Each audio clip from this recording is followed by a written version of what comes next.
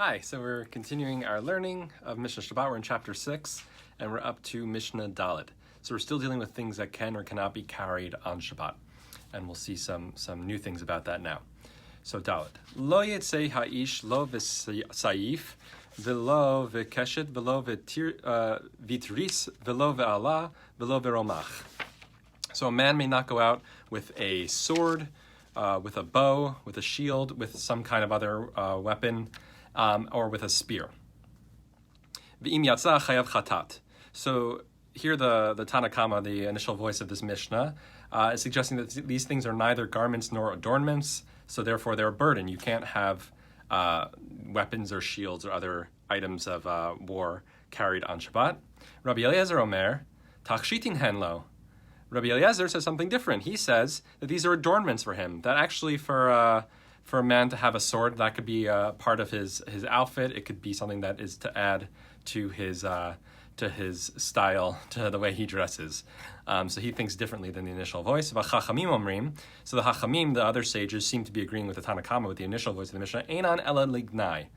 These are they're only a disgrace. It's not a good thing to wear these things. They wouldn't be considered an adornment. Shnei mar. And here a verse is brought as a proof for this. V'chittu charvotam leitim v'hanitotehem lemazmerot lo yisagoy el goy cherev v'lo yilmedu od milchama. So it brings a verse many of us will be familiar with, very common verse. And they shall beat their swords into plowshares and their spears into pruning hooks. One nation shall not lift up a sword against another nation, neither shall they learn war anymore. So this, being a way of thinking about the Messianic age, says that not only are you not going to wear weapons or use weapons for violence, but also you're going to beat them into plowshares and pruning hooks. So they're not even going to exist anymore, meaning they're not just adornments. They're not something that is to add to style, because if so, even in the Messianic age, you would still have it if it were still... even if there's not war, maybe you would still have it just as a decoration, but it's saying, no, we're actually going to transform them into other things. They're not going to exist anymore. And that's the proof that the sages use to disagree with Rabbi Eliezer and say that no, we wouldn't consider it an adornment, it is considered a burden, therefore. Birit tehora, v'yotz'in ba b'shabbat, chevalim tme'in, v'ein yotz'in bahem b'shabbat. Okay, so a garter is not susceptible to tuma contamination, and we can go out with it on Shabbat. Ankle chains are susceptible to tuma contamination, and they may not go out with them on Shabbat. So what are the differences between these things? Why is one acceptable on Shabbat and one is not?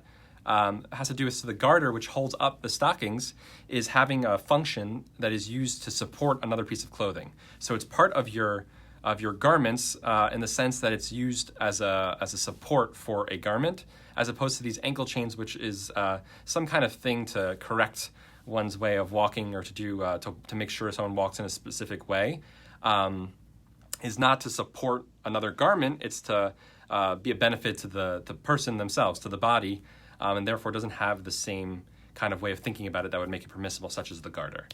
Okay, continuing on with Mishnah. Yotz'a isha b'chotei se'ar, bein mishela, bein mishel chaverta, bein mishel behema. So a woman may go out with bands of hair, whether of her own hair, or of someone else's hair, or of animals' hair.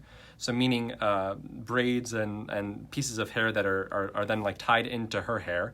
And this is in contrast to something we learned in a Mishnah or two ago, maybe a few ago, about the woman who would have cloth, wool or linen, hair ties, things put in her hair, that was a problem, because we were concerned that if she had to go to the mikvah, then she would take them out in order to have a kosher, a proper tevila, immersion in the mikvah, and then she would carry them home, or they would fall out and she'd carry them home. These seem to be both braided in securely, and also it seems to be because it's hair, and because it's not a less porous kind of cloth. Therefore, it might actually be fine in the mikvah because it's hair and water can go through. So this is not an issue. We're not worried about her taking it off. We're not worried about her carrying it home, and therefore it's permissible. Uv totefet, uv san butin, bisman shehen tfurin. Or with a frontlet or with head bangles those are okay when they're sewn in. So when they're sewn in, and she's not going to take them off because she's not going to reveal her hair, she's not going to show them to a friend, and therefore those are acceptable. Bechavul uvefea nochrit lechatzer. But now it's saying with a forehead pad, which is something that maybe goes with one of the frontlet, or with some kind of wig. Those are only permissible. It says lechatzer in a courtyard, so meaning in a space where it's not a biblical violation to carry, where it's a rabbinic violation. So it seems to be like the rabbis giving some kind of leniency with these items. These two, it's still stricter than the other ones because the other ones are not actually problematic at all and they're permissible. But these that would seem problematic for some reason or another, because she's going to take them off, either because she's embarrassed or to show to someone. Or for some other reason, they might be taken off or fall off. Because there are some kind of adornments that are necessary for her, there seems to be some kind of allowance made here for these things when it's in a space where carrying is only a rabbinic violation. Moving on. B'moch sheba'ozna, uvemoch shebasandala, uvemoch shehitkina lenidata, b'fil pel, uvegargir melach, uvechol davar shetitan letoch piha. So now it's saying with wadding in her ear or with wadding in her sandal. These are also things that are saying is permissible to go out, or with wadding that she has for feminine hygiene purposes, for menstruation, or with pepper, or with a globule of or a piece of salt, some kind of salt. These are kind of things that are all kind of remedies or things that are used to treat something, whether that be the things in her mouth like a sore tooth or bad breath, or some kind of ear problem that we talked about earlier, or some kind of pain caused on her feet, and that's why you have wadding in the sandals. These are all kinds of remedies of sorts, or anything that she'll put in her mouth. But then it says it narrows the scope of this permission. Provided that she didn't put these things in initially on the Sabbath, and that I don't think has anything to do with a carrying issue. These things don't seem to have a problem with carrying. It's in a strange way. It's not really carrying something when it's in your mouth, and it's a thing that's for a purpose. It's not you're just trying to transport the item, which would be a problem. So there's no carrying problem, but it says that you should do it before, provided that you do it before Shabbat. Seems to be because of the remedy problem, that these are medical remedies for certain ailments, and that might be problematic to begin on Shabbat. So that seems to be why there's narrowing of the scope here, about it had to be that you had done it before Shabbat. V'im nafal lo tachazir. And if it fell out, you may not put these things back in. If it fell out onto the ground, one of these things, you wouldn't then go and put them back in. Shen totevet v'shen shel zahav Rabbi matir v'chachamim osrim. Okay, a false tooth or a tooth of gold.